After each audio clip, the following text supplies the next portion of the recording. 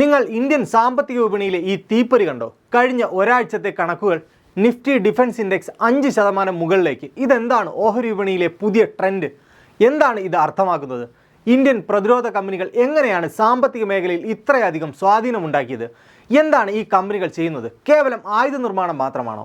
Indian സാമ്പത്തിക മേഖലയ്ക്ക് കരുത്താകുന്ന പ്രതിരോധ കമ്പനികൾ ഏതൊക്കെയാണ്? നമുക്ക് നോക്കാം. ലോകത്തിനു മുന്നിൽ ഇന്ത്യൻ പ്രതിരോധ കമ്പനികൾ ശക്തി പ്രഖ്യാപിക്കുന്ന നിമിഷമാണിത്. പ്രതിരോധം ഇന്ന് രാജ്യത്തിന് സമ്പത്തുണ്ടാക്കുന്ന ഫിനാൻഷ്യൽ എഞ്ചിനായി മാറിയിരിക്കുന്നു.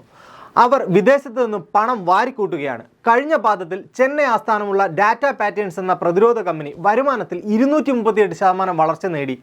പ്രധാനമായും പ്രതിരോധ എയറോസ്പേസ് മേഖലകൾക്ക് ആവശ്യമായ ഇലക്ട്രോണിക് സംവിധാനങ്ങളും മറ്റ് ഘടകങ്ങളും രൂപകൽപ്പന ചെയ്യുകയും നിർമ്മിക്കുകയും ചെയ്യുന്ന കമ്പനിയാണ് ഡാറ്റ പാറ്റേൺസ്.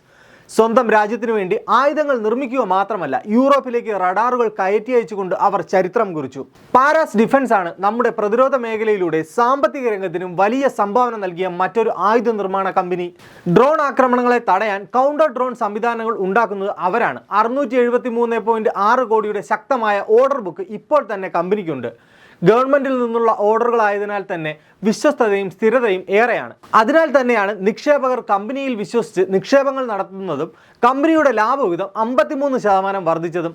ഇന്ത്യൻ പ്രതിരോധ കമ്പനികളുടെ വിശ്വസ്തത ഉറപ്പിച്ചതിൽ സേന നടത്തിയ ഒരു സൈനിക നീക്കത്തിന് നിർണായകമായ പങ്കുണ്ട്. ഓപ്പറേഷൻ സിന്ദൂർ. ഭാരത് ഇലക്ട്രോണിക്സ് വികസിപ്പിച്ചെടുത്ത എയർ കമാൻഡ് ആൻഡ് കൺട്രോൾ സിസ്റ്റങ്ങൾ ഓപ്പറേഷന്റെ ഏകോപനം ഉറപ്പാക്കി. ഈ വിജയങ്ങൾ HAL, BEL പോലുള്ള പൊതുമേഖലാ സ്ഥാപനങ്ങളുടെ ഓഹരി വില കുത്തനെ ഉയരുന്നതിന് പ്രധാന കാരണമായി. ഓപ്പറേഷൻ സിന്ദൂറിന് പിന്നാലെ പ്രതിരോധ ശേഷി ശക്തിപ്പെടുത്തുന്നതിനായി സർക്കാർ അടിയന്തര സംഭരണങ്ങൾക്ക് അനുമതി നൽകി. ഇതിലൂടെ പ്രതിരോധ കമ്പനികൾക്ക് റെക്കോർഡ് വേഗത്തിൽ പുതിയ ഓർഡറുകൾ ലഭിച്ചു. ഓപ്പറേഷൻ സിന്ദൂറിന് ശേഷം നിഫ്റ്റി ഡിഫൻസ് സൂചിക നേട്ടത്തിലായി. Paras defence, Bharat dynamics, Cochin shipyard തുടങ്ങിയ കമ്പനികളുടെ ഓഹരി വില ഒറ്റ ദിവസം കൊണ്ട് 3 മുതൽ 5% വരെ ഉയർന്നു. ഇന്ത്യൻ ആയുധങ്ങളുടെ ശക്തി ലോകമറിഞ്ഞതോടെ വിപണി ഈ മേഖലയ്ക്ക് ഉയർന്ന മൂല്യം കൽപ്പിച്ചു.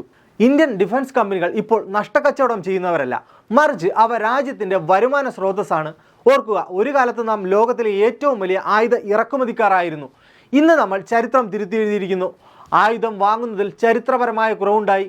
കയറ്റുമതിയാകട്ടെ $2.4 ബില്യൺ കടന്നിരിക്കുന്നു. ഹിന്ദുസ്ഥാൻ എയറോനോട്ടിക്സ് വിദേശ സഹായമില്ലാതെ നിർമ്മിച്ച 4ാം തലമുറ യുദ്ധവിമാനങ്ങളായ LCA തേജസ് ജെറ്റുകൾ ഇന്ത്യയുടെ അഭിമാനമായി ആകാശത്ത് പറക്കുന്നു. റഡാറുകളും ഡ്രോണുകളുമെല്ലാം നിർമ്മിക്കുന്ന ഭാരത് ഇലക്ട്രോണിക്സ് ലിമിറ്റഡ് ഇന്ത്യൻ പ്രതിരോധ സാങ്കേതിക വിദ്യയുടെ മസ്തിഷ്കമായി മാറുന്നു. ഇവിടെയാണ് മേക്ക് ഇൻ ഇന്ത്യ വിജയിക്കുന്നത്. നമ്മുടെ പണം നമ്മുടെ രാജ്യത്ത് തന്നെ നിലനിൽക്കുന്നു. നമ്മുടെ പണം നമ്മുടെ യുവാക്കൾക്ക് ഉയർന്ന ശമ്പളമുള്ള ജോലികൾ നൽകുന്നു. ഇന്ത്യൻ പ്രതിരോധ ഓഹരികളുടെ കുതിപ്പ് ഒരു സാമ്പത്തിക മുന്നേറ്റം മാത്രമല്ല, ഇത് രാജ്യത്തിന് നൽകുന്ന ഉറപ്പാണ്, ദേശീയ സുരക്ഷയുടെ ഉറപ്പ്.